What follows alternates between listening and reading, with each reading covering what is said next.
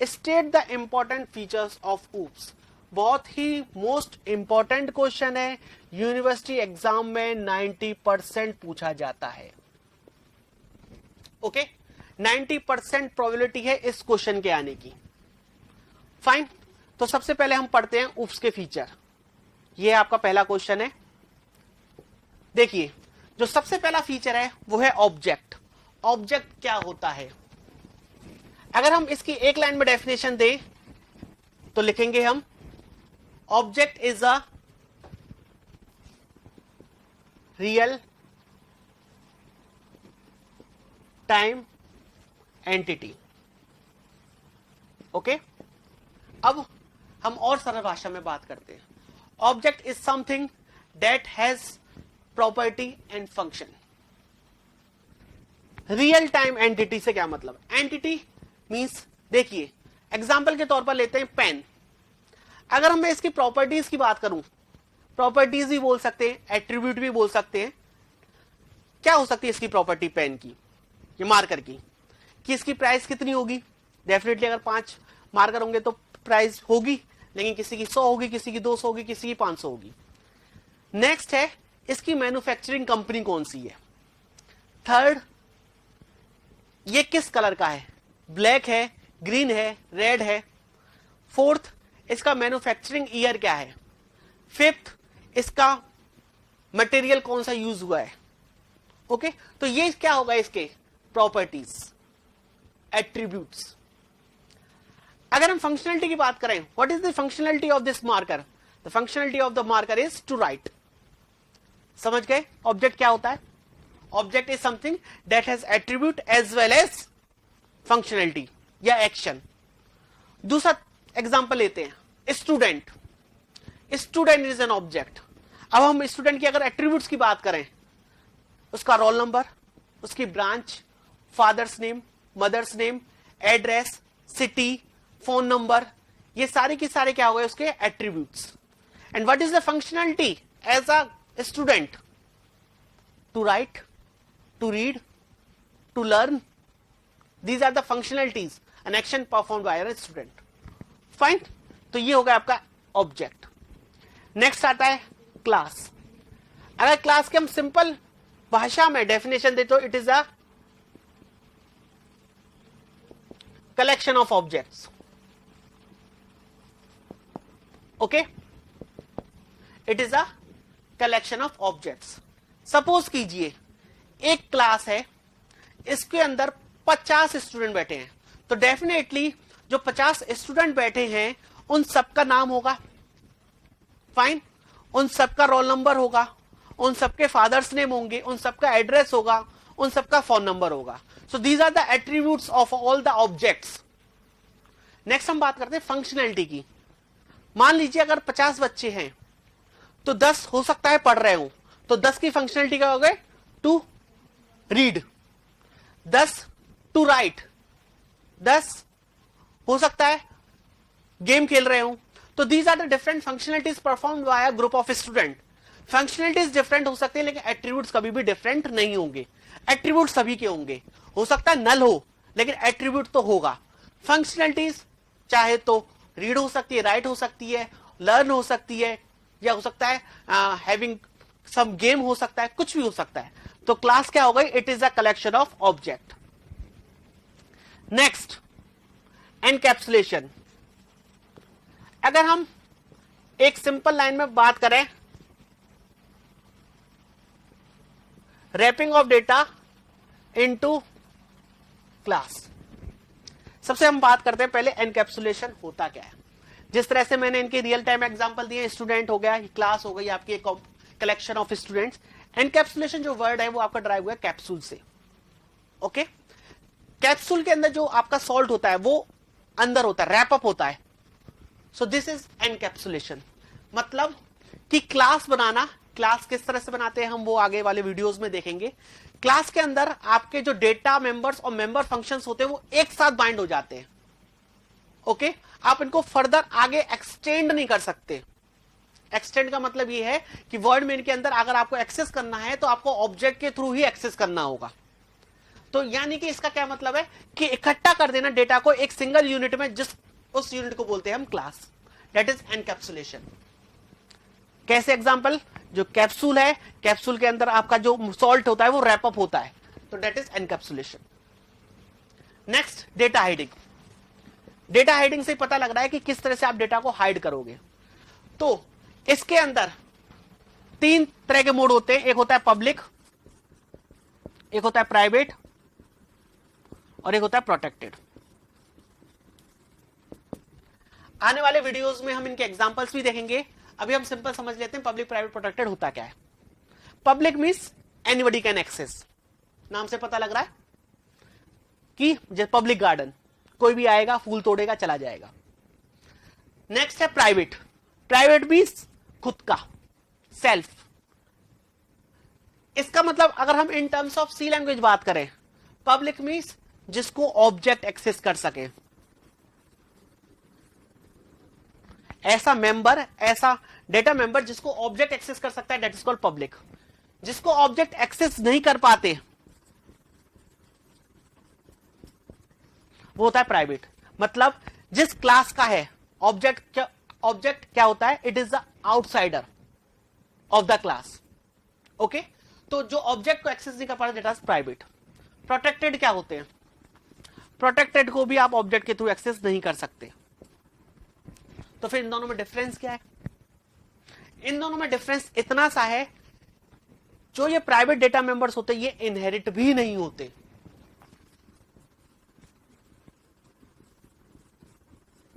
लेकिन ये जो प्रोटेक्टेड है ये आपके इनहेरिट होते हैं, और ये तो आपके होंगे ही।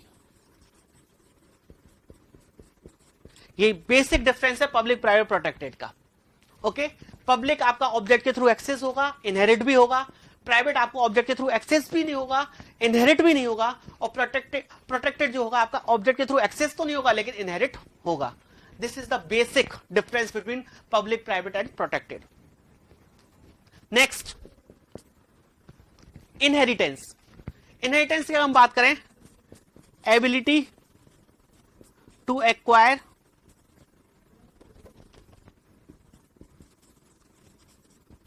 properties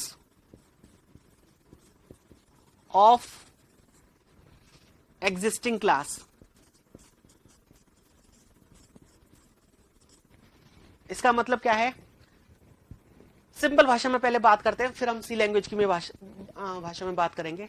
सपोज कीजिए कोई इनबॉर्न बेबी होता है, ठीक है। जब कोई इनबॉर्न बेबी होता है तो कहते हैं कि इसकी जो आंख है वो अपनी मां पर गई है, यानी कि इस जो बच्चा है इसने अपने मां की प्रॉपर्टीज को एक्वायर कर लिया, फाइन, इनहेरिट कर लिया प्रॉपर्टीज को।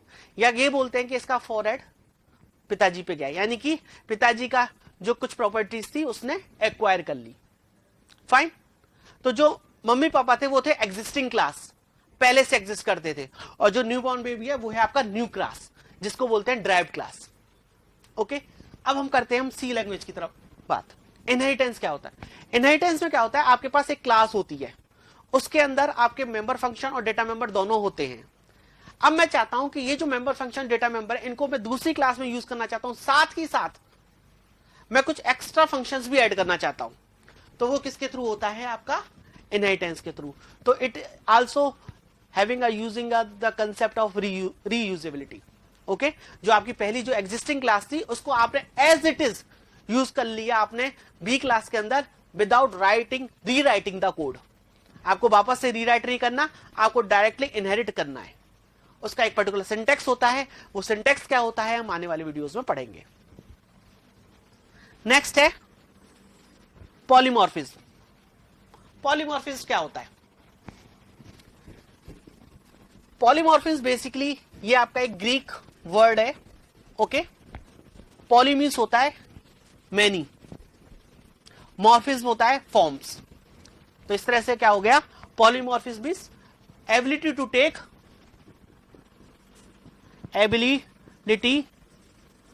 To take more than one form.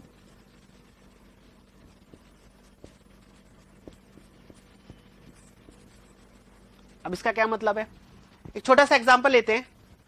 Suppose कीजिए, एक पहले रियल टाइम लेते हैं, जिस तरह से हमने सभी में एक रियल टाइम लिया, देन आफ्टर इसको रिलेट करेंगे हम सी से। सपोज कीजिए आपके पास सेकंड पीरियड चल रहा है किसी क्लास में, उस क्लास में 30 बच्चे बैठे हैं। जैसे ही सेकंड पीरियड खत्म होता है, बेल रिंग होती है थर्ड लेक्चर के लिए, उसमें से जो 10 बच्चे हैं वो थर्ड लेक्चर को कंटिन्यू करते हैं, बाकी के 10 बच्चे कैंटीन चले जाते हैं, बाकी के 10 बच्चे लाइब्रेरी चले जाते हैं। इसका क्या मतलब है, रिंग तो वो 3 बेल हुई थी, लेकिन उस रिंग के जो थर्ड लेक्चर की रिंग थी, उसके जो मैसेज थे वो 10-10 बच्चों में अलग अलग गए। 10 बच्चों ने क्लास कंटिन्यू की, 10 बच्चों ने आपके कैंटीन चले गए और 10 बच्चे आपके लाइब्रेरी चले गए। तो यही होता है, मैसेज एक था 3 बेल, लेकिन उसके जो मीनिंग थे वो डिफरेंट पास हुए। अब किस तरह से सी लैंग्वेज में हम बात करेंगे, जो फंक्शन आपका है 2 तरीके से होती है, एक तो होती है कंपाइल टाइम और एक होती है रन टाइम।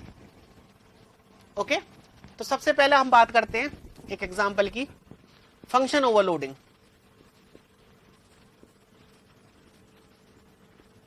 बहुत ही अच्छा एग्जांपल है पॉलीमॉर्फिज्म का। सपोज कीजिए इसके अंदर एक फंक्शन है डेट इज शेप। ओके, अब क्या किया मैंने, इसके अंदर एक आर्गुमेंट पास किया, तो ये क्या करेगा, स्क्वायर का एरिया फाइंड आउट कर देगा। फाइन, इसके अंदर अगर मैंने 2 आर्गुमेंट पास किए तो ये रेक्टेंगल का एरिया फाइंड आउट कर देगा। और अगर इसके अंदर एक ही आर्गुमेंट पास किया, लेकिन वो हुआ आपका फ्लोट का, तो ये क्या करेगा, आपका सर्किल का एरिया फाइंड आउट कर देगा। अब आप यहां देखिए फंक्शन ओवरलोड, तीनों का फंक्शन का नाम सेम है, लेकिन डिपेंडिंग ऑन द आर्ग्यूमेंट, वो इंटीजर है या फ्लोट है या 2 इंटीजर है, वो एरिया कैलकुलेट कर रहा है। सो this is an example of polymorphism in terms of C++। दूसरा, ये तो हो गया फंक्शन ओवरलोडिंग। दूसरा होता है आपका ऑपरेटर ओवरलोडिंग।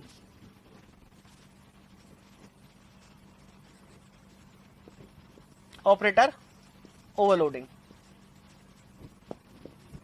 क्या होता है, ऑपरेटर ओवरलोडिंग यानी कि ऑपरेटर एक होगा, जिस तरह से फंक्शन एक था, फंक्शनलिटी अलग थी, उसी तरह से ऑपरेटर एक होगा, लेकिन उनकी फंक्शनलिटी अलग होगी। किस तरह से, जरा देखिएगा।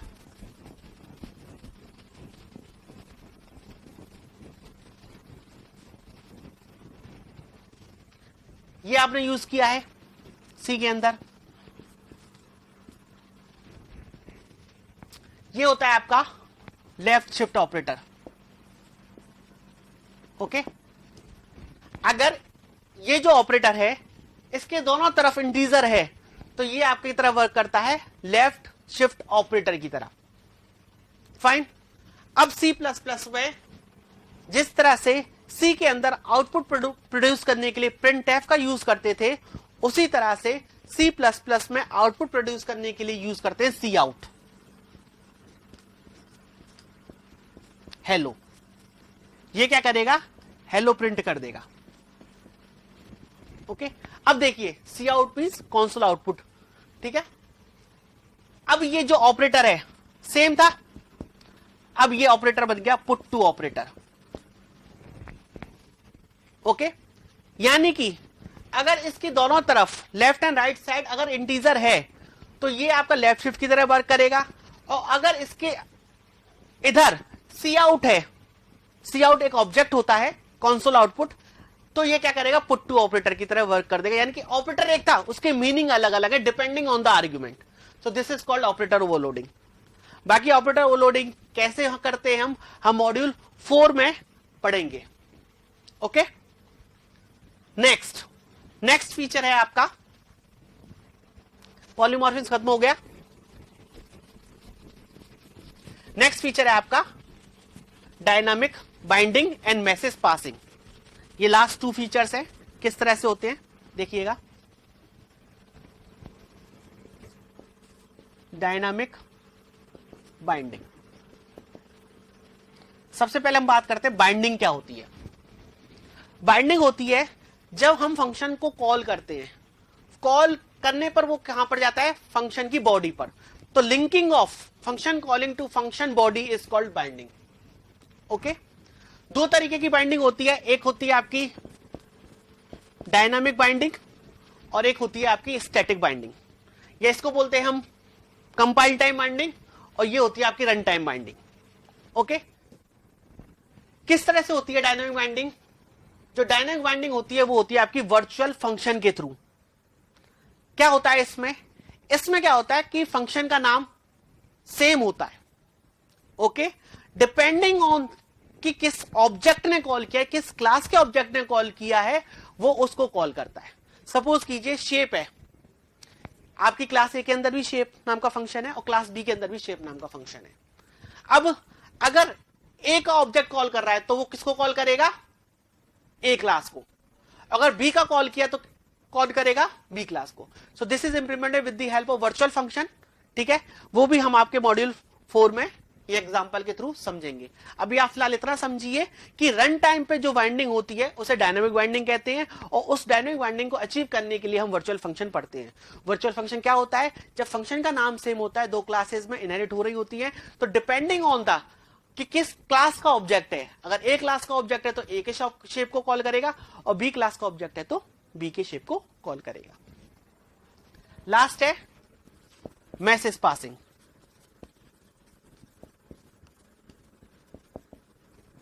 Okay, message passing.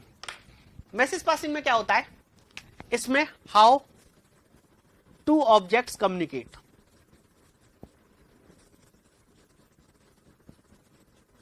This is called message passing. Fine, कि किस तरह से आपके दो ऑब्जेक्ट आपस में कम्युनिकेट करते हैं। आप कैसे कम्युनिकेट करेंगे जरा हम बता देते हैं। देखिए, ये मैंने डेटा हेडिंग में लिखवाया था कि ऑब्जेक्ट पब्लिक को एक्सेस कर सकते हैं, तो किस तरह से कॉल करेंगे देखिएगा। सबसे पहले आता है ऑब्जेक्ट का नाम। ओके, जो भी आपने क्लास में लिखा है ऑब्जेक्ट का नाम, उसका सिंटेक्स ये रहता है message passing, object name dot dot operator. Then आता है मेंबर फंक्शन का नाम,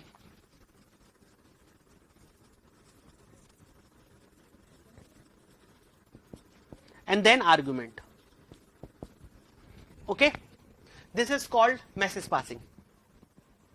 सपोज कीजिए आपके पास क्लास है एम्प्लॉय, उसका ऑब्जेक्ट है ई और फंक्शन का नाम है गेट, और आर्गुमेंट पास हो रहे हैं suppose 2 and 3। So this is called how access the member. अब ये मेंबर फंक्शन क्या होता है?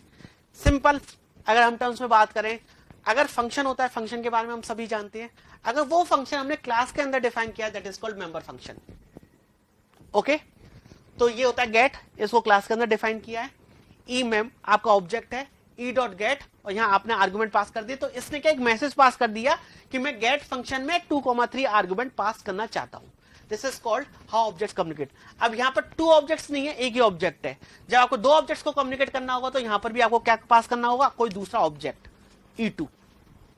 तो how two objects communicate, E communicate कर रहा है E2 से with the help of get member function. तो ये है आपके बेसिक फीचर्स। बहुत ही मोस्ट इंपॉर्टेंट क्वेश्चन है, 90% प्रोबेबिलिटी होती है इस क्वेश्चन को पूछे जाने की। याद कीजिएगा, इसके सारे फीचर्स हैं। सबसे पहले आप रियल टाइम एग्जांपल दीजिएगा, देन आफ्टर आप एक C++ से उसको रिलेट कीजिएगा, जिस तरह से मैंने इस वीडियो में C++ से रिलेट किया है हर फीचर को। Thank you. Discuss the basic structure of C++ programming. Okay, तो सबसे पहले C++ प्रोग्रामिंग पढ़ने से पहले, उसका बेसिक स्ट्रक्चर पढ़ने से पहले, किसी भी प्रोग्रामिंग के लिए 2 इंपॉर्टेंट पार्ट होते हैं, कंपोनेंट होते हैं। पहला होता है आउटपुट और सेकंड होता है इनपुट। ओके, कि how we take input and how to produce output. What is the syntax of producing output or what is the syntax of taking input from the keyboard or from file? Okay, तो इसके लिए आपको पढ़ना पड़ेगा basic structure. उससे पहले देखिएगा, यहां पर देखिए, जब भी आप आउटपुट मॉनिटर पर, स्क्रीन पर या फाइल पर देंगे, फाइल पर के लिए कुछ और एफ आउट होता है, ऑब्जेक्ट होता है। जब भी आप मॉनिटर पर कोई भी आउटपुट देंगे तो उसके लिए कीवर्ड यूज करेंगे दिस वन। ओके, जब भी इनपुट लेंगे कीबोर्ड से यूज करेंगे दिस वन। फाइन। अब मैं इस वीडियो में साथ में कुछ डिफरेंसेस भी बताता चलूंगा। जैसा कि आपको पता है कि सी की बात करें तो उसके लिए जो आउटपुट के लिए होता है वो होता है प्रिंट एफ, और इनपुट के लिए होता है स्कैन एफ।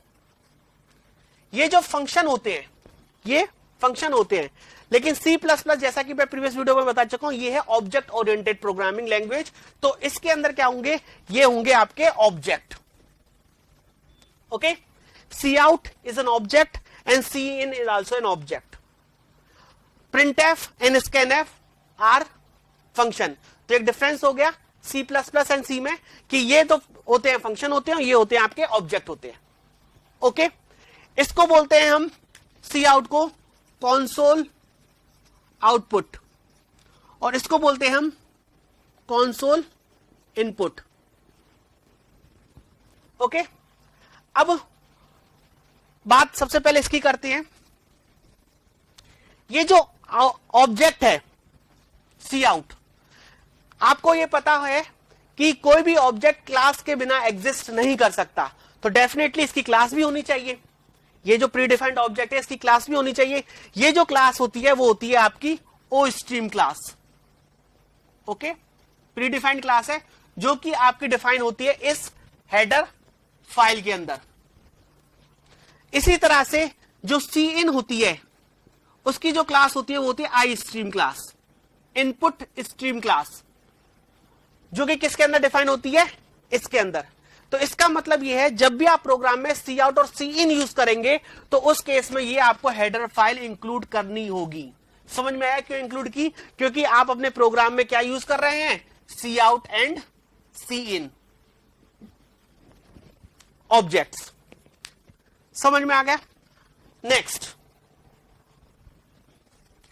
देखिए, अब आउटपुट की हम बात करते हैं। आउटपुट या तो कोई वेरिएबल की वैल्यू को प्रिंट करेंगे। जब भी वेरिएबल की वैल्यू को प्रिंट करेंगे, सपोज दो वेरिएबल हैं जिनकी वैल्यू को प्रिंट करना है, तो किस तरह से करेंगे, सी आउट ए की वैल्यू एंड बी। ओके, तो ए और बी की जो भी वैल्यू होगी वो आपकी मॉनिटर स्क्रीन पर प्रिंट हो जाएगी। अगर आपको कोई मैसेज प्रिंट करना है हेलो का, तो किस तरह से करेंगे, सी आउट हेलो डबल कोट्स में। ओके, जिस तरह से सी के अंदर every statement must be terminated bye semicolon होता था, उसी तरह से यहां पर every statement must be terminated bye semicolon होगा। देख लीजिए। ओके, समझ में आया? नेक्स्ट, अगर मैं इनपुट की बात करूं,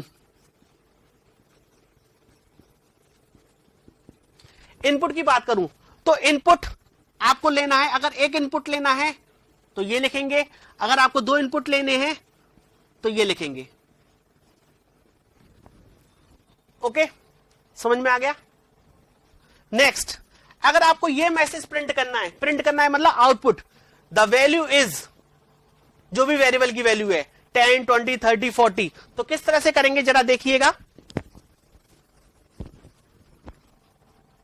सी out this one, the value is, ये तो मैसेज हो गया तो ये आपने डबल कोट्स में लिख दिया, देन जो भी वेरिएबल है सपोज ए है तो इस तरह से आप प्रिंट करेंगे, द वैल्यू इज, ये मैसेज हो गया, और जो भी ए की वैल्यू होगी 10, 20, 30, 40, 50 वो आपकी प्रिंट हो जाएगी। ओके, आगे बढ़ते हैं, बेसिक प्रोग्राम देखते हैं कि किस तरह से C++ का प्रोग्राम बनता है। नेक्स्ट, एक डिफरेंस मैं बता चुका हूं कि इसके अंदर फंक्शंस होते हैं सी के अंदर, और इसके अंदर होते हैं ऑब्जेक्ट। कुछ डिफरेंसेस हम पढ़ेंगे। सेकंड होता है, अब सबसे पहले देखते हैं हेडर फाइल। जब भी आप कोई भी प्रोग्राम बनाते हैं तो उसमें सबसे पहले आप हेडर फाइल यूज करते हैं। ठीक है, मैंने दो हेडर फाइल यूज की हैं। ये हेडर फाइल क्यों यूज की ये मैं बता चुका हूं, क्योंकि मैं अपने प्रोग्राम में सी आउट और सी इन यूज करूंगा, इसलिए मैंने ये हेडर फाइल बनाई है। ओके, इसी तरह से ये हेडर फाइल क्यों यूज की है, क्योंकि मैं अपने प्रोग्राम में CLR SCR और get ch ये फंक्शंस यूज कर रहा हूं। Okay fine. ये क्या करता है, क्लियर स्क्रीन करता है, और ये क्या करता है, स्क्रीन को होल्ड करता है। जो फंक्शनलिटी सी के अंदर होती है वही सेम फंक्शनलिटी होती है, इसलिए मैंने ये दो हेडर फाइल्स यूज किए। तो आगे अगर मैंने ये दो हेडर फाइल नहीं लिखी तो ये अज्यूम करके मानिएगा कि ये दो हेडर फाइल्स आपको लिखनी है। हर प्रोग्राम में बनाने से पहले ये आपको दो हेडर फाइल्स लिखनी होंगी। समझ गए? वर्ड मेन जो नॉर्मल जैसे सी में होता था, यहां पर आ जाइए। सी के अंदर जो पहली लाइन होती थी वो डिक्लेरेशन ऑफ वेरिएबल होती थी, लेकिन इसके अंदर ऐसा नहीं है। सेकंड डिफरेंस क्या है कि सी के अंदर जो पहली लाइन होती थी डिक्लेरेशन होती थी। अगर मैंने इस प्रोग्राम को इस तरह से बना दिया, CLR SCR int ABC, तो भी मेरा प्रोग्राम रन करेगा C++ में, लेकिन सी के अंदर ये रन नहीं करेगा। दूसरा डिफरेंस समझ में आया कि in C the first line must be the declaration of all variable, while in C++ it is not mandatory। आप वेरिएबल्स को कहीं पर भी डिक्लेयर कर सकते हैं। ओके सबसे पहले आपने क्या लिखा, तीन वेरिएबल लिए ABC। ओके नेक्स्ट आपने एक मैसेज प्रिंट किया। मैसेज क्या प्रिंट किया, एंटर। अब मैसेज प्रिंट करना है तो क्या यूज करोगे, सी आउट। ओके सी आउट, तो आपने लिखा एंटर टू वैल्यूज। यूजर दो वैल्यूज एंटर करेगा। सपोज उसने एंटर की 10 एंड 20, तो ए की वैल्यू कितनी हो गई 10, बी की वैल्यू कितनी हो गई 20। Then C equal to A plus B, C की वैल्यू कितनी हो गई 30। आउटपुट क्या आ जाएगा, द सम इज 30। एक और डिफरेंस, जो सी की फाइल होती है वो C.C से एक्सटेंशन से सेव होती है, और जो आपकी C++ की फाइल होती है वो आपकी होती है .cpp से।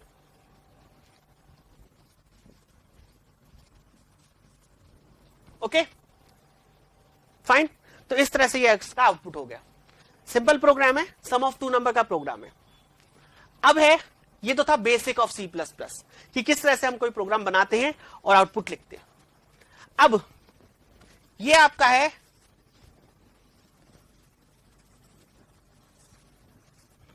स्ट्रक्चर ऑफ C++ कि आप जब भी प्रोग्रामिंग करेंगे, ओके जब भी प्रोग्रामिंग करेंगे तो आप किस तरह से क्या फॉर्मेटिंग होगी, वो सारी फॉर्मेटिंग हम देख रहे हैं कि किस तरह से आपकी फॉर्मेटिंग होगी। देखिएगा जैसे जैसे डिफरेंसेस आते जाएंगे मैं आपको तो कभी कभी ये भी पूछ लेते हैं 2-3 नंबर के क्वेश्चन में कि डिफरेंशिएट सी एंड C++, तो आपको पता होना चाहिए। एक डिफरेंस जैसा कि मैं प्रीवियस वीडियो में बता चुका हूं, जो सी होती है वो आपकी प्रोसीजरल होती है, और जो आपकी C++ होती है वो आपकी क्या होती है, ऑब्जेक्ट ओरिएंटेड। तो कम से कम आपको 7 से 8 डिफरेंसेस पता होने चाहिए। ओके मैंने आपको बता दिए 4 डिफरेंसेस। अब जैसे जैसे हम आगे बढ़ेंगे वैसे वैसे पढ़ते चलेंगे। सबसे पहले जो है, जब भी आप कोई भी प्रोग्राम बनाएंगे इसके अंदर सबसे पहले क्या करेंगे, फाइल्स को इंक्लूड करेंगे, यानी कि ये फाइल्स आपकी इंक्लूड हो गए, हेडर फाइल्स। तो आगे याद रखिएगा, अगर मैंने ये नहीं भी लिखा तो भी आपको ये अज्यूम करके चलना है कि ये दो लाइन तो लिखनी ही है आपको, प्री प्रोसेसर लाइन्स। ओके जिस तरह से आपके C++ में सिंगल लाइन कमेंट के लिए क्या यूज होता था, ये, और मल्टीपल लाइन कमेंट के लिए क्या यूज होता था, ये। तो ये सेम एज इट इज आपके C++ पे भी होगा। 5वां difference, all C is subset of C++। इसका मतलब है जो भी फंक्शन है, जो भी पॉइंटर्स हैं, जो भी आपके एरे है, जो भी आपके स्ट्रक्चर है, जो सारे आपके सी के अंदर यूज होते थे वो सारे के एज इट इज C++ के अंदर यूज होंगे, प्लस इसके खुद के फीचर्स जो कि हैं ऑब्जेक्ट ओरिएंटेड के फीचर्स। मतलब अगर आपने सपोज कीजिए एक प्रोग्राम बनाया printf राम, और इसको मैंने अगर सेव कर दिया CPP से, तो भी वो प्रोग्राम रन करेगा। ओके नेक्स्ट, सबसे पहले हेडर फाइल, तो ये header file as it is लिख दिया आपने। अब जो मेन कंसेप्ट है C++ का वो शुरू होता है क्लास से, कि क्लास, प्रीवियस वीडियो में बता चुका हूं क्लास और ऑब्जेक्ट की डेफिनेशन, तो हम यहां डायरेक्ट क्लास पर आएंगे। क्लास। ओके, जब भी आपको क्लास बनानी होगी तो आप क्या यूज करोगे, class keyword and then class का नाम। ओके, class keyword and then class का नाम। तो क्लास कीवर्ड है मेरा ये एंड देन ये क्लास स्टार्ट होगी यहां पर और यहां पर खत्म होगी, end of the class. Okay, class end किससे होती है, सेमीकोलन से, याद रखिएगा। फाइन, अब मैंने ये लिखा है, इसको बोलते हैं हम विजिबिलिटी मोड। नेक्स्ट जो क्वेश्चन है वो कंप्लीटली विजिबिलिटी मोड पर रहेगा। क्या होता है विजिबिलिटी मोड वो हम आगे देखेंगे। अभी है पब्लिक, तो यानी कि ये जो विजिबिलिटी मोड है यहां से स्टार्ट होगा यहां तक पब्लिक, ये सारा की सारा क्या रहेगा, पब्लिक। अब मैंने ये जो सम ऑफ टू नंबर का प्रोग्राम था सिंपल जो बनाया था, इसको मैंने क्लास के थ्रू बनाने की कोशिश की है। क्लास हो गया, क्लास डिक्लेरेशन। नेक्स्ट होता है क्लास के अंदर data member and member function. Data member क्या होते हैं, सिंपल जो वेरिएबल डिक्लेरेशन होता है ए बी, अगर मैं इसको क्लास के अंदर करता हूं then they are called data member. तो ए बी सी ये क्या हो गए मेरे डेटा मेंबर। अगर मैं किसी फंक्शन को क्लास के अंदर स्पेसिफाई करता हूं तो वो मेरे हो गए मेंबर फंक्शन। तो ये क्या हो गया मेरा मेंबर फंक्शन। ओके, अभी मैं पब्लिक ले रहा हूं सारा कुछ। तो मैंने एक फंक्शन बनाया void get data नाम से, जिसके अंदर मैंने क्या लिखा, एंटर टू वैल्यूज और ए और बी। तो यानी कि ये एक फंक्शन हो गया M11 MF1 मेंबर फंक्शन 1। एक दूसरा फंक्शन बनाया जिसके अंदर मैंने क्या लिखा, MF2 ले लेता हूं मैं इसको, जो क्या कर रहा है, सिर्फ और सिर्फ सी की वैल्यू को प्रिंट कर रहा है। यानी कि जो सी की वैल्यू आएगी वो प्रिंट करेगा। यहां पर लिख लीजिए सी की वैल्यू क्या रहेगी, C equal to A plus B. Okay, अब कॉल कैसे होगा, कॉल कैसे होगा, हमेशा आपको पता है कि कोई भी फंक्शन है आपको जब भी कॉल होता है वो आपका वर्ड मेन से कॉल होता है। ओके, तो किस तरह से कॉल होगा जरा देखिएगा। क्लास का नाम एंड देन बनाएंगे आप ऑब्जेक्ट, इसको बोलते हैं हम ऑब्जेक्ट। ओके, जब भी क्लास बनाएंगे तो उसका ऑब्जेक्ट बनाएंगे, तो x is an object of A class. Okay, अब उसके बाद जैसे आपने ये क्लास बनाई तो ऑटोमेटिकली एक्स एक ऑब्जेक्ट बन जाएगा जिसके अंदर 3 वेरिएबल आ जाएंगे ए बी सी। अभी इनके अंदर गार्बेज है। अब मैं क्या करूंगा, इस फंक्शन को कॉल करूंगा एक्स डॉट गेट डेटा। जैसे मैंने एक्स डॉट गेट डेटा लिखा, ये क्या करेगा, इस फंक्शन को कॉल करेगा। और इस फंक्शन को कॉल करने के बाद वो बोलेगा एंटर टू वैल्यूज 10 एंड 20। आपने वैल्यू को एंटर की तो ए की वैल्यू कितनी हो गई 10, बी की वैल्यू कितनी हो गई 20। ओके, नेक्स्ट में लिखा x dot show. X dot show क्या करेगा, सी की वैल्यू को कैलकुलेट करेगा। सी की वैल्यू क्या है, A plus B that is 10 plus 20 कितनी हो गई 30, और प्रिंट कर देगा द सम इज 30। और यहां पर मेरा gate C H.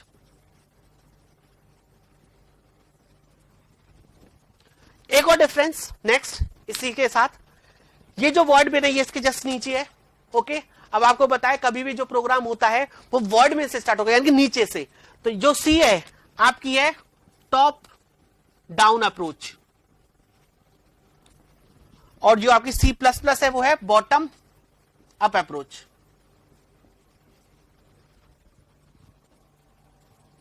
Okay, next ये देखिएगा, इस तरह से आपका यहां पर वैल्यूज कैलकुलेट होंगी। नेक्स्ट है, इसके अंदर आपके एक दो और फीचर्स हैं, जैसे कि इसके अंदर आपके है जब आप मेमोरी को एलोकेट डी एलोकेट करते हो तो आप यूज करते हो मैलॉक, कैलॉक। ओके, इसके अंदर यूज होते हैं आपके कंस्ट्रक्टर एंड डिस्ट्रक्टर। ठीक है, ये आने वाले वीडियोस में देखेंगे कंस्ट्रक्टर डिस्ट्रक्टर क्या होते हैं। तो इस तरह से कुछ बेसिक डिफरेंसेस हैं सी एंड सी प्लस प्लस में। इसको आपके सी को डेनिस रिची ने इन्वेंट किया था, इसको मिजाने स्ट्रोप्स में इन्वेंट किया था सी प्लस प्लस को। ओके, ये भी एक डिफरेंस है। तो इस तरह से आपका नेक्स्ट है एक आप और दे सकते हैं, इसमें आप डेटा हाइडिंग नहीं होता,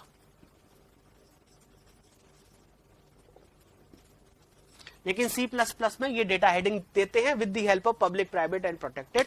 वो क्या होते हैं हम नेक्स्ट वीडियोस में देखेंगे। अभी हमें सिर्फ इतना से याद रखना है कि किस तरह से आप बेसिक स्ट्रक्चर को यूज करते हुए एक फंक्शन क्लास बनाएंगे। ये आपकी क्लास थी, इसको मैंने कॉल किया इस तरह से। Thank you.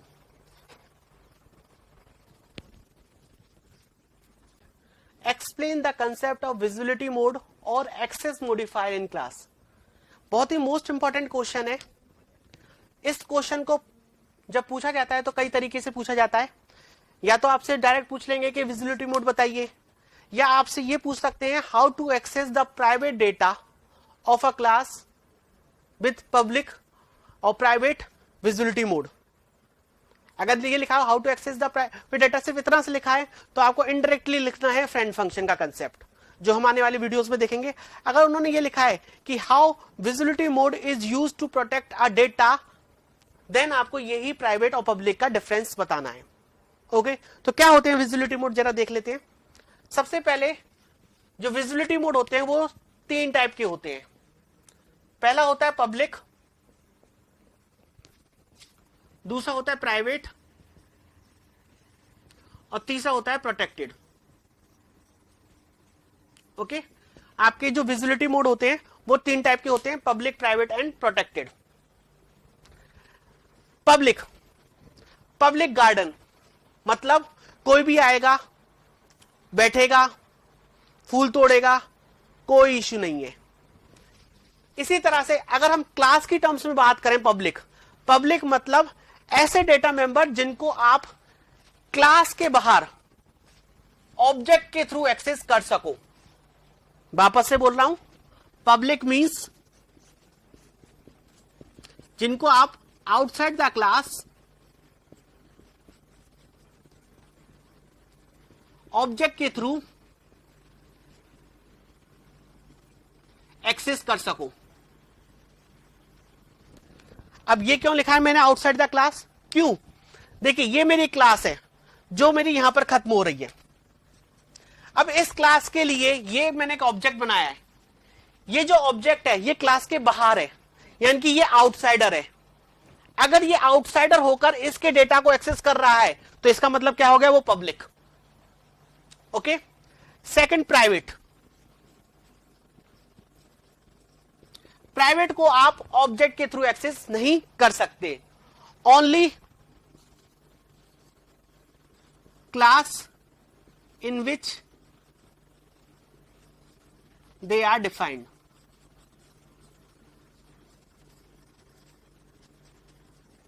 अभी हम देखेंगे किस तरह से प्राइवेट को सिर्फ वही क्लास एक्सेस कर सकती है जिसके अंदर वो डिफाइन है। पहले हम डिफरेंस देख लेते हैं, फिर हम समझेंगे।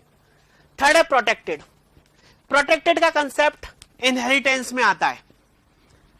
ओके, उससे पहले प्रोटेक्टेड और प्राइवेट सेम थिंग है। Protected we can say it is a sandwich between private and public. ना तो ये कंप्लीटली प्राइवेट होते, ना ये कंप्लीटली प्रोटेक्टेड होते, सॉरी पब्लिक होते।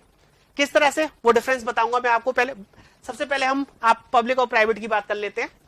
देखिए, एक इंपॉर्टेंट रूल है, बाय डिफॉल्ट जो आपके डेटा मेंबर होते हैं वो आपके होते हैं प्राइवेट। याद रखिएगा, पब्लिक नहीं होते, प्राइवेट होते हैं। ओके, अब देखिए यहां पर मैंने क्लास बनाई जो कि यहां खत्म हो रही है। मैंने प्रीवियस वीडियो में बताया था कि सेमीकोलन से टर्मिनेट होती है, तो यहां से मेरी क्लास स्टार्ट हो रही है और यहां मेरी खत्म हो रही है। ओके, इस क्लास के अंदर ये 2 वेरिएबल हैं, a कॉमा b। अब ये वेरिएबल, इनका मैंने कुछ भी विजिबिलिटी मोड नहीं बताया, तो ये क्या रहेंगे? प्राइवेट। ओके, नेक्स्ट मैंने यहां लिख दिया पब्लिक, यानी कि ये जो मेंबर फंक्शन होगा ये क्या होगा? पब्लिक। ये जो मेंबर फंक्शन होगा ये क्या होगा? पब्लिक। और ये जो मेंबर फंक्शन होगा ये भी पब्लिक। यानी कि एक और चीज विजिबिलिटी मोड के लिए, the scope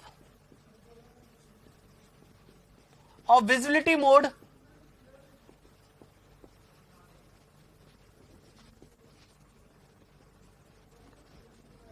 is there occur till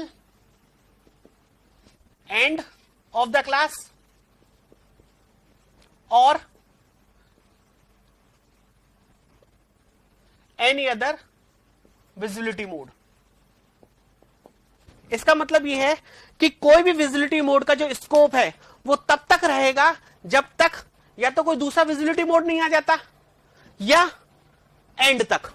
अब देखिए ये आपके दोनों थे प्राइवेट, जैसे ही उसे दूसरा विजिबिलिटी मोड मिल गया अब ये क्या होंगे, नेक्स्ट ही होंगे। ये आपका क्या होगा, ये भी पब्लिक रहेगा, ये क्या रहेगा, ये भी पब्लिक रहेगा, और ये क्या रहेगा, ये भी पब्लिक रहेगा। अगर मैं यहां पर प्राइवेट लिख देता हूं, ओके, प्राइवेट लिख देता हूं, प्राइवेट एंड देन कॉलन, तो अब क्या होगा, ये प्राइवेट रहेगा, ये पब्लिक रहेगा, ये पब्लिक रहेगा, और ये वापस से क्या हो जाएगा, प्राइवेट। समझ गए? नेक्स्ट आपने वेरिएबल बनाए, डेटा मेंबर हैं ये आपके ए एंड बी। अब देखिए इसके अंदर 3 फंक्शन है। पहला फंक्शन है गेट मार्क्स, जो कि क्या करेगा, यूजर से इनपुट लेगा and then A and B जो भी वैल्यूज होंगी 2 में एंटर कर देगा। सबसे पहले ये मैं बता चुका हूं, हेडर फाइल्स आपने ली है, लिखनी पड़ेंगी। अगर मैंने आगे से कोई ये नहीं लिखा तो आपको बाय डिफॉल्ट लेके चलना है कि ये हेडर फाइल्स तो आपको लिखनी ही पड़ेंगी, क्योंकि बिना इनके हेडर फाइल्स के सी आउट, सी इन, गेट सी एच वगैरह रन नहीं होंगे। ये मैं प्रीवियस वीडियो में बता चुका हूं। ओके, तो हेडर फाइल लिख दीजिए।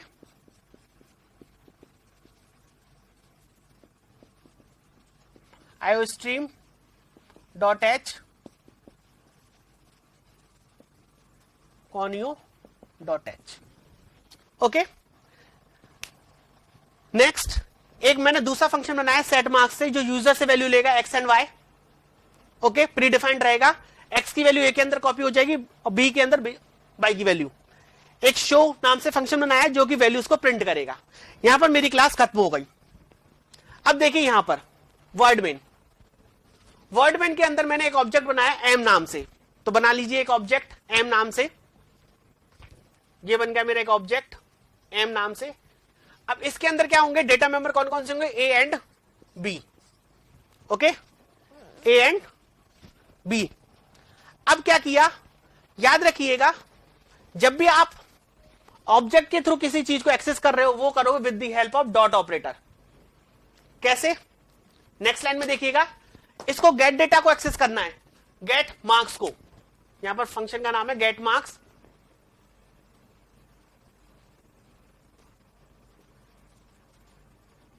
ओके, ये कहां जाएगा, इसके पास, और इस वाले फंक्शन को एग्जीक्यूट करेगा। एग्जीक्यूट करने पर आउटपुट क्या आएगा,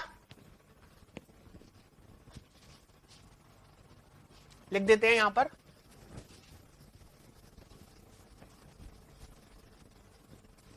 आउटपुट आएगा बिल्कुल, enter marks. User 2 marks enter करेगा, 10, 100 एंड 200। तो ए की वैल्यू कितनी हो गई, 100, बी की वैल्यू कितनी हो गई, 200।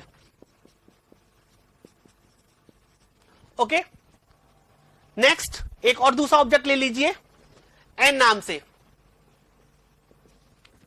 ओके, अब मैंने क्या किया, एन के थ्रू, यानी कि एक और दूसरा ऑब्जेक्ट बनेगा एन नाम से। ये मेरा बन गया एक ऑब्जेक्ट और एन नाम से, ए बी। एन ने किसको कॉल किया, सेट डेटा को। सेट डेटा में एक्स की वैल्यू कितनी हो गई, 2, वाई की वैल्यू कितनी हो गई, 3, यानी कि ए की वैल्यू कितनी हो गई, 2, और बी की वैल्यू हो गई 3। अब एम ने प्रिंट किया शो को, तो आउटपुट आ जाएगा द मार्क्स आर 100 एंड 200। इसी तरह से मैंने लिखा एन डॉट शो, तो आउटपुट आ जाएगा द मार्क्स आर 2, 3। ओके, तो ये तो था सिर्फ और सिर्फ पब्लिक, जो कि आपने इजीली एक्सेस किया। अब नेक्स्ट है आपके पास प्राइवेट। सपोज कीजिए इनमें से ये वाला फंक्शन आपका जो है क्या होता, प्राइवेट। किसी भी एक फंक्शन को बना दीजिए, सपोज कीजिए इसको ही बना देते हैं। ओके, ये मेरा प्राइवेट है और इसको मैंने बना दिया पब्लिक।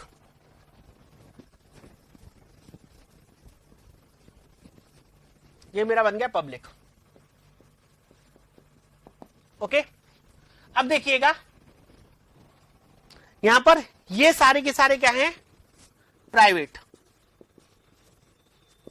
और ये सारे के सारे क्या हैं, पब्लिक। अब मैंने प्राइवेट के लिए लिखाया है कि ये ऑब्जेक्ट के थ्रू एक्सेस नहीं होते। अब देखिएगा यहां पर डिफरेंस, मैंने दो ऑब्जेक्ट बनाए एम और एन। जैसे ही मैं ये लिखूंगा M dot get data, it creates an error. क्यों? क्योंकि जो गेट मार्क्स है वो आपका क्या है, प्राइवेट। समझ में आया difference between public and private? तो यहां पर ये एरर आ जाएगी, इसको आप एक्सेस नहीं कर सकते। इसको सिर्फ और सिर्फ ये क्लास ही एक्सेस कर सकती है, इसके अलावा आप क्लास के बाहर कहीं पर भी एक्सेस नहीं कर सकते। तो इसको आप अगर आपको यूज करना है तो किस तरह से करेंगे, यहां आप लिखिए get marks a equal to X, b equal to Y. तो क्या होगा, ये वाला तो नहीं चलेगा, एरर दे देगा। अब क्या किया, एक ऑब्जेक्ट बनाया आपने n, ठीक है, n डॉट सेट मार्क्स को कॉल किया। सेट मार्क्स को कॉल करते x की वैल्यू कितनी हो गई 2, y की वैल्यू कितनी हो गई 3। अब ये जो है गेट मार्क्स, ये करेगा इसको कॉल। ओके, अब ये इसको कॉल कर सकता है। तो अगर आपके पास क्वेश्चन आता है नेस्टिंग ऑफ मेंबर फंक्शन, तो भी आपको ये ही प्रोग्राम लिखना है। यानी कि बेसिकली इसके 3 क्वेश्चन हो गए, या तो आपसे विजिबिलिटी मोड पूछ लेंगे, या एक्सेस मॉडिफायर पूछ लेंगे, या नेस्टिंग ऑफ मेंबर फंक्शन पूछ लिया, तो भी आपको ये लिखना है। क्योंकि यहां पर एक फंक्शन के अंदर दूसरे फंक्शन की नेस्टिंग हो रही है। One function is defined inside the class, that is called nesting. अगर आपसे पूछा जाए how to access the private data with private modifier, तो भी आपको यही लिखना है। ओके, अब क्या होगा, सेट मार्क्स पे जाएगा, एक ये हो गई। अब ये गेट मार्क्स को कॉल करेगा, तो वापस से यही हो रहेगा एंटर मार्क्स। ओके, जो भी है आगे फिर इस तरह से चले। फिर जैसे ही आ जाएगा, सपोज आपने लिखा 100 एंड 200, ए की वैल्यू हो गई 100, बी की वैल्यू 200। अब वापस से यहां पर, अब देखिए यहां पर एक और नया concept, that is overriding of values. Important, जब यहां पर आपने वैल्यूज लिखी ए की 100 और 200, फिर वापस से यहां पर क्या आएगा, A equal to X, B equal to Y. तो वापस से वो क्या हो जाएगा, ए और बी की वैल्यू जो होगी वो लैप्स हो जाएगी किससे, 2 और 3 से। क्यों, एक्स की वैल्यू क्या है 2, वाई की वैल्यू क्या है 3। ओके, फिर उसके बाद जब आउटपुट आएगा तो इसका आउटपुट आएगा द मार्क्स आर 2 और 3। तो ये तो था पब्लिक और प्राइवेट में डिफरेंस। नेक्स्ट है प्रोटेक्टेड।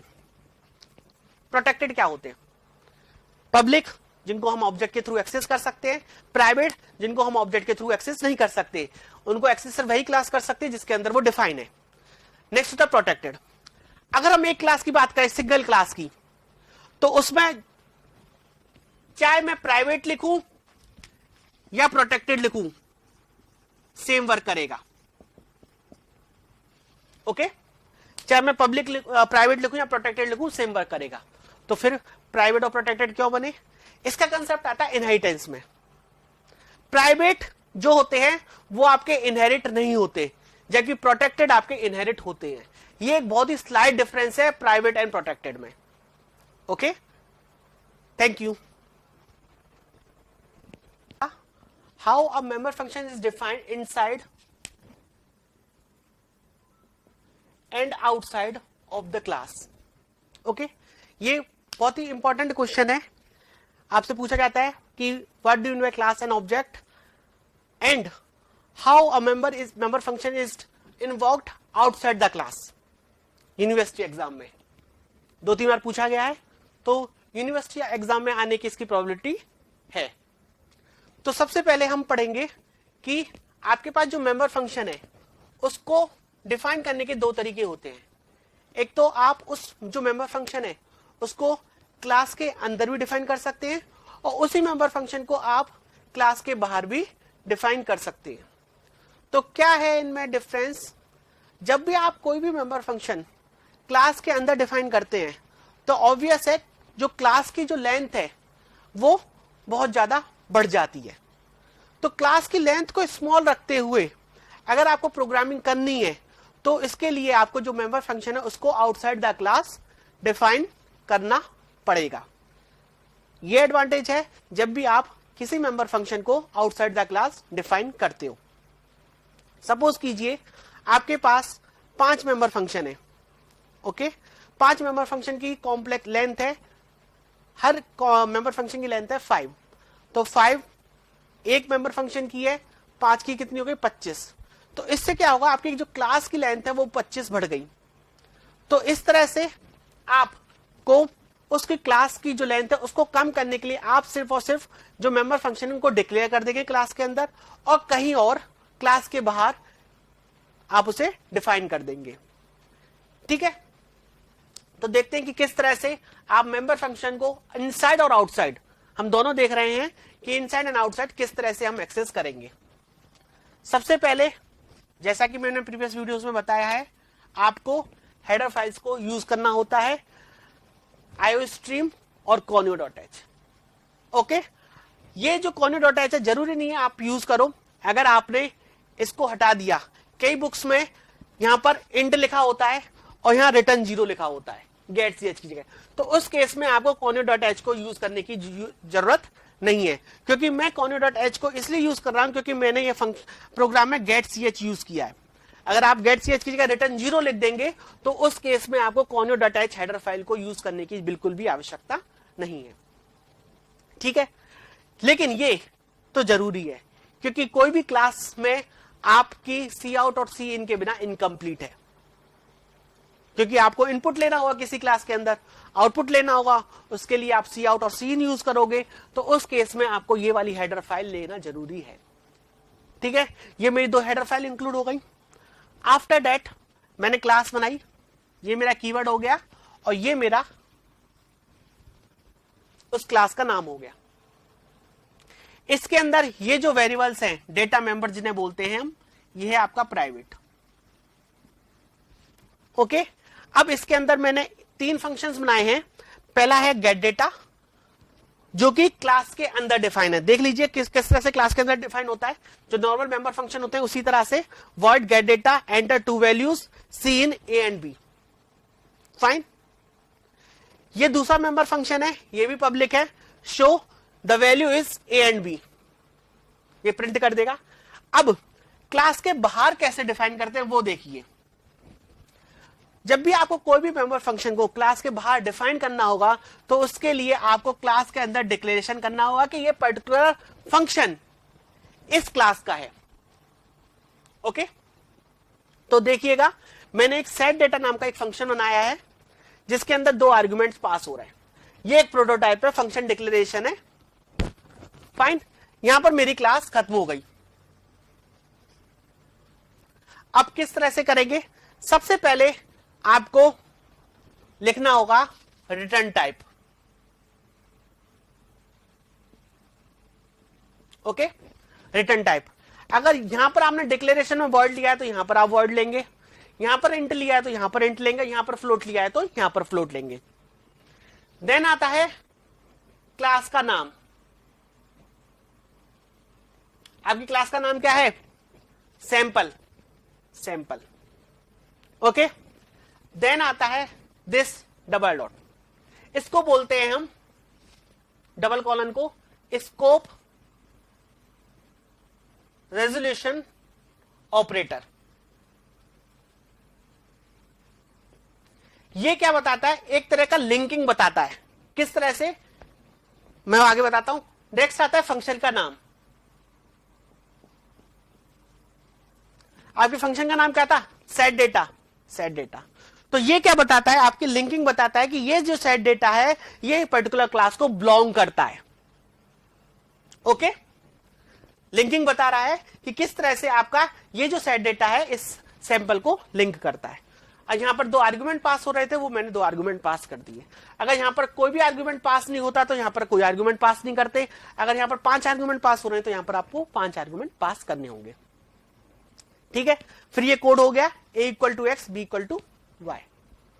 अब इसका एक और एडवांटेज क्या है, और दूसरा डेटा, सपोज कीजिए आपके पास दो क्लास है, पहली क्लास का नाम है sample1, दूसरी क्लास का नाम है sample2, और दोनों के अंदर मैंने सेट डेटा ले लिया। तो अगर आप इनसाइड द क्लास डिफाइन करते हो तो आपको थोड़ा सा देखना पड़ेगा कि यार सेट डेटा में ये है, लेकिन यहां पर क्या करना पड़ेगा, जब आउटसाइड द क्लास करते हो तो आपको सिंपल लिखना होगा sample1, तो ये पता लग जाएगा ये जो सेट डेटा है ये sample1 के क्लास को बिलोंग करता है, और यही सेम मैं लिख दूंगा यहां sample2, तो इसका मतलब है ये सेम डेटा सेट डेटा आपका जो है sample2 को बिलोंग करता है। ओके, नेक्स्ट, ये तो आपको पता है, ये तो क्लास थी, यहां क्लास मेरी खत्म हो गई थी, ये मैंने मेंबर फंक्शन बनाया था आउटसाइड द क्लास। आपका जो भी प्रोग्राम होता है वो रन होना यहां से स्टार्ट होता है। ये बॉडी है आपकी, जो भी आपको बॉडी क्रिएट करनी है अकॉर्डिंग टू रिक्वायरमेंट। बॉडी के अंदर, मेन के अंदर मैंने दो ऑब्जेक्ट बनाए, एम और एन। ये मेरे दो ऑब्जेक्ट बन गए। पहला ऑब्जेक्ट का नाम है एम और जो दूसरा ऑब्जेक्ट है उसका नाम है एन। ओके, ये जो दो ऑब्जेक्ट बने इसके अंदर भी ए एंड बी होगा और इसके अंदर भी ए एंड बी होगा। ए और बी किस टाइप के हैं, इंटीजर टाइप के। तो ऑब्वियस अगर आपसे कभी कोई पूछ ले कि कितने बाइट्स, 4 बाइट्स। एक इंटीजर 2 बाइट्स लेता है। आप याद रखिएगा कि किसी भी ऑब्जेक्ट का जो साइज है वो किस पे डिपेंड करता है कि आपके क्लास के अंदर कितने डेटा मेंबर है। अगर यहां पर एक और लिखता फ्लोट एक्स, फ्लोट x1, तो यहां पर आता 2 + 2 4, फ्लोट लेता है 4, तो 4 + 4 कितना हो जाता है, 8 बाइट्स। समझ में आ गया। नेक्स्ट, वापस से m.getData, गेट डेटा पर आएगा। ओके, आउटपुट भी लिख देते हैं। गेट डेटा पर वो पूछेगा एंटर 2 वैल्यूज। आपने जो वैल्यूज ली वो ली 100 और 200। तो किसके ए और बी की 100 और 200 होगी, कॉल किसने किया है, एम ने। तो एम के ए की वैल्यू हो जाएगी 100, बी की वैल्यू हो जाएगी 200। Okay, next, N dot set data. Set data पर आएगा, एक्स की वैल्यू हो जाएगी 2, वाई की वैल्यू हो जाएगी 3, ए की वैल्यू हो जाएगी 2, बी की वैल्यू हो जाएगी 3, यानी कि दिस वन। फिर शो, एम को शो किया है, the values is 100 and 200, the value is 2 and 3। तो इस तरह से आप कोई भी जो मेंबर फंक्शन है उसे आउटसाइड द क्लास किस तरह से डिफाइन करते हैं, ये आपका एक तरीका होता है। इसको बोलते हैं हम स्कोप रेजोल्यूशन ऑपरेटर। ये बेसिकली क्या करता है, ये रिलेशन बताता है कि ये जो पर्टिकुलर फंक्शन है ये पर्टिकुलर क्लास को बिलोंग करता है। इसके लिए आपको सबसे पहले जो मेंबर फंक्शन है उसको डिक्लेयर करना होता है इनसाइड द क्लास। हम मेंबर फंक्शन को आउटसाइड द क्लास क्यों डिफाइन करते हैं, जिससे कि हमारे जो क्लास की कॉम्प्लेक्सिटी, जो क्लास की लेंथ है वो शॉर्ट हो जाती है। Thank you. How array of objects is used in class. तो सबसे पहले आपको पता होना चाहिए कि एरे क्या होता है। Array is what, that is a collection of multiple items. Okay, suppose कीजिए अगर मैं लिखा इंट A5, तो क्या होगा, आपके पास 5 एलिमेंट्स बन जाएंगे। पहले का नाम होगा A0, दूसरे का नाम होगा A1, तीसरे का नाम होगा A2, then A3, then A4। Array की इंडेक्सिंग हमेशा 0 से स्टार्ट होती है, 0 2, और आपकी साइज -1। ओके, तो जिस तरह से आपके नॉर्मल एरे बनते हैं पर्टिकुलर प्रीडिफाइंड डेटा टाइप्स के, उसी तरह से आप ऑब्जेक्ट्स का भी एरे बना सकते हैं। किस तरह से बनाएंगे वो हम इस प्रोग्राम में देखेंगे। देखिएगा, सबसे पहले आपने हेडर फाइल्स इंक्लूड की, ठीक है, ये तो प्राइमरी स्टेप्स है। आगे से मैं एज्यूम करूंगा कि ये आप हेडर फाइल्स इंक्लूड कर रहे हैं। ओके, अगर मैंने इंक्लूड नहीं की तो ये मस्ट है। मैं आपको अब तक के जितने भी 4 वीडियोस है उसमें बताया है कि जब भी आप क्लास एंड ऑब्जेक्ट का प्रोग्राम बनाएंगे तो ये हेडर फाइल्स आप इंक्लूड करेंगे। नेक्स्ट है क्लास। इस क्लास का नाम है एम्प्लॉय। ओके, इसके अंदर 2 डेटा मेंबर्स है। पहला है नेम, जो कि 30 कैरेक्टर्स का एक स्ट्रिंग है, स्ट्रिंग एरे।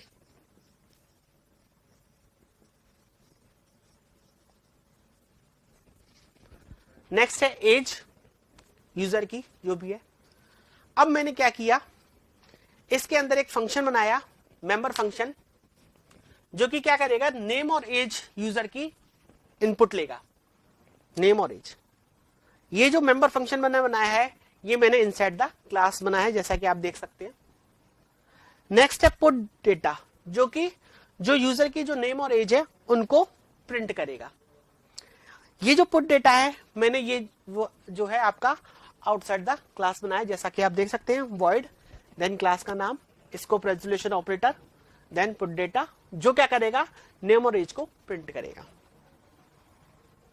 अब क्या है, आपको पता है कि कोई भी फंक्शन होता है, कोई भी प्रोग्राम होता है, मैं अब तक के वीडियो में हर बार रिपीट करता हूं, जो भी प्रोग्राम होता है वो आपका रन होना वॉइड मेन से स्टार्ट होता है। ठीक है, तो यानी कि नीचे से स्टार्ट हो रहा है, ऊपर तक जाएगा। ओके, तो इसलिए इसको बोलते हैं आपके bottom to up approach.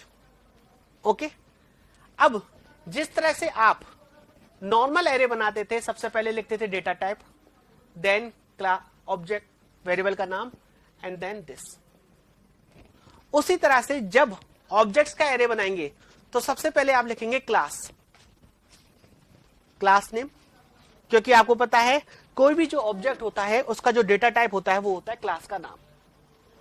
Okay, and then कोई भी आप एक इंटीजर पास करते हैं, 2 3 4 5।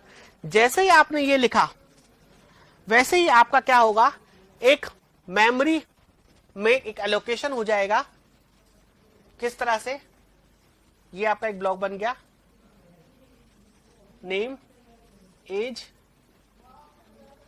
नेम एज, ये हो गया आपका manager 0। Okay, name as,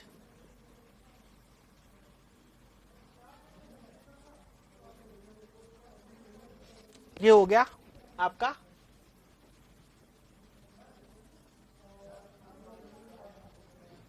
manager 1। एक और ले लीजिए, 3 तक ले लेते हैं अपन।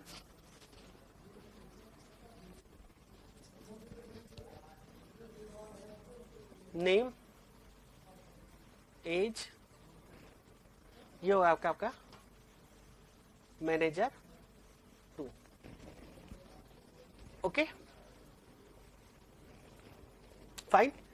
याद रखिएगा जो इनको मेमोरी एलोकेट होगी वो कंटिन्यूअस होगी। सपोज इसका एड्रेस अगर 100 है और इसका एड्रेस अगर 200 है, तो नेक्स्ट उसके बाद 100 एक कैरेक्टर एक बाइट लेता है तो ये ऑब्वियस 130 होगा। फ्लोट 4 लेता है तो ये ऑब्वियस 134 होगा। इस तरह से चलेगा। फिर 134 प्लस 30 आएगा, plus 30, then plus 4, then plus 30 and then plus 4। Continuous allocation होगा। ओके, एरे की ये सबसे बड़ी प्रॉपर्टी है जो कि यहां पर भी फॉलो होगी। अब यहां पर जैसे ही आपने 3 एरे के एलिमेंट्स बना दिए 0 1 2, तो आपको क्या है, मल्टीपल ऑब्जेक्ट्स बनाने की जरूरत नहीं है। सपोज करो अगर इसको बिना एरे के करते तो आपको 3 वेरिएबल बनाने पड़ते, मैनेजर 1, मैनेजर 2, मैनेजर 3। फिर तीनों के थ्रू उनको एक्सेस करना पड़ता, manager 1 dot get data, manager 1 dot put data, manager 2 dot get data, manager 2 dot put data, manager 3 dot get data and manager 3 dot put data. तो इतना सारा आपको 6-7 लाइन का कोड लिखना पड़ता। ये तो था 3 का केस। अगर 100 होता तो, 200 होता तो उस केस में, उस कॉम्प्लेक्सिटी में, उस कॉम्प्लिकेशंस से बचने के लिए हमने एरे ऑफ ऑब्जेक्ट बनाया। आपके पास चाहे 100 एलिमेंट्स हो, 200 एलिमेंट्स हो, 100 हो गए तो सिर्फ और सिर्फ यहां पर चेंज होगा, यहाँ के लूप में चेंज होगा और यहां चेंज होगा, मेन यहां चेंज होगा आपका और यहां पर चेंज होगा। अब चाहे इसको आप 100 का कर लीजिए, 200 का कर लीजिए, 300 का कर लीजिए, चाहे आप 500 का कर लीजिए। ठीक है, इसके बाद आपने लूप चलाया, इसका हम आउटपुट भी लिखते हैं। हमेशा याद रखिएगा जब भी आप कोई प्रोग्राम बनाते हैं यूनिवर्सिटी एग्जाम में, हमने अभी तक बनाए हैं, आगे भी बनाएंगे, याद रखिएगा आउटपुट आपको लिखना है। जब तक आप उस प्रोग्राम का आउटपुट नहीं लिखेंगे आपको यूनिवर्सिटी एग्जाम्स में मार्क्स कटने के चांसेस हैं। तो जब भी आप कोई भी प्रोग्राम लिखेंगे जरूरी है उसको समझाने के साथ साथ आप एक अलग से आउटपुट लिखें कि इस प्रोग्राम का आउटपुट क्या आएगा। ओके, तो 3 ये लूप चलेगा 0 1 2 के लिए, 0 1 2 के लिए। अब देखिए मैनेजर आई की वैल्यू इनिशियली क्या है 0, तो मैनेजर 0 का गेट डेटा, गेट डेटा यहां पर आ गया। Enter name and age, name and age, name suppose आपने लिखा ए, एज लिखा 21, तो कॉल किसने किया है, मैनेजर 0 ने, तो ऑब्वियस है इसका जो नेम हो जाएगा वो ये हो जाएगा ए और एज हो जाएगी 21.21। ओके 21। नेक्स्ट वापस से ये लूप चलेगा, अब 1 के लिए चलेगा, मैनेजर 1 डॉट गेट डेटा, वही same enter name and age लिख दिया मैंने बी और 24, ये हो गया आपका बी। इसी तरह से 2 के लिए चलेगा C 29, enter name and as,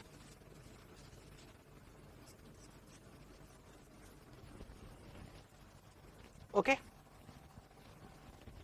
next इसके बाद क्या होगा, ये लूप खत्म हो गया। नेक्स्ट लूप पर आइए, नेक्स्ट पर यहां पर डिटेल्स आर, जो आपने वैल्यूज दी हैं वो क्या क्या वैल्यूज दी है वो देखेंगे अपन, डिटेल्स आर।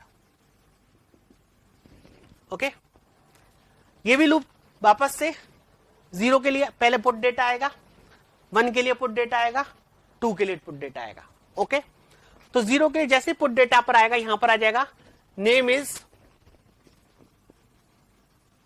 क्या नेम है ए, एज इज 21। अब देखिए यहां पर देखिए नेम इज, ये तो एज इट इज प्रिंट हो गया, नेम की वैल्यू क्या है, मैनेजर 0 के लिए ए, ये है मैंने यूज किया and L. Okay, and L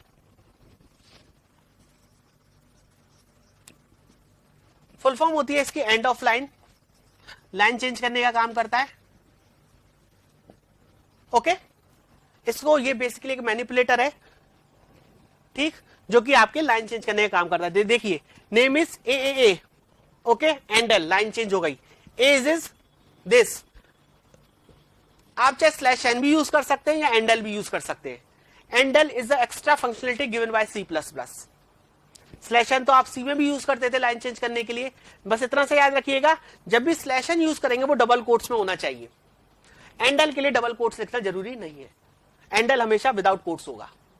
और जब भी आप स्लैश एन यूज करेंगे फंक्शनलिटी दोनों की सेम है, बस ये है जब स्लैश एन यूज करेंगे डबल कोट्स यूज करेंगे, एंडल के लिए डबल कोट्स लिखने की जरूरत नहीं है।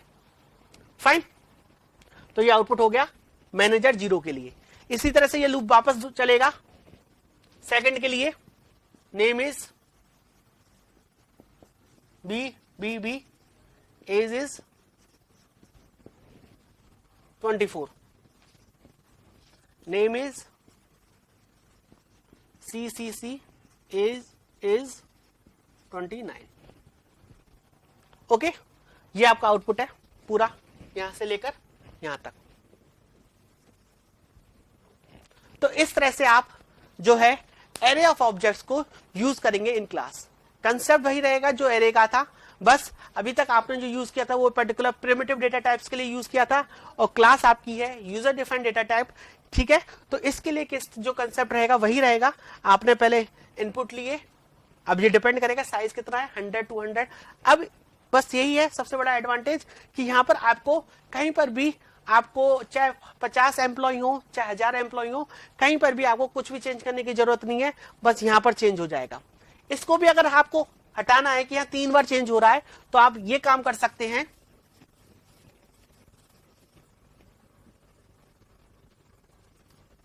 एक पर्टिकुलर वेरिएबल ले लीजिए, const int S Z equal to 2। अब यहां पर एस जेड लिख दीजिए।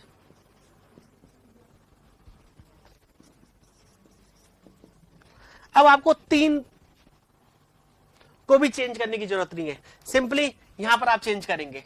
एक जगह चेंज करेंगे 10, तो बाकी जगह जहां जहां एस जेड होगा वो आपका, ये और भी सिंप्लिसिटी है चेंज ना करने की। यहां पर लिख दिया आपने 100, तो ऑटोमेटिकली जहां जहां एस जेड होगा वो आपका 100 से रिप्लेस हो जाएगा। इस तरह से आप अपने प्रोग्राम की कॉम्प्लेक्सिटी को थोड़ा सा कम कर सकते हैं with the help of this constant int size. Okay, thank you.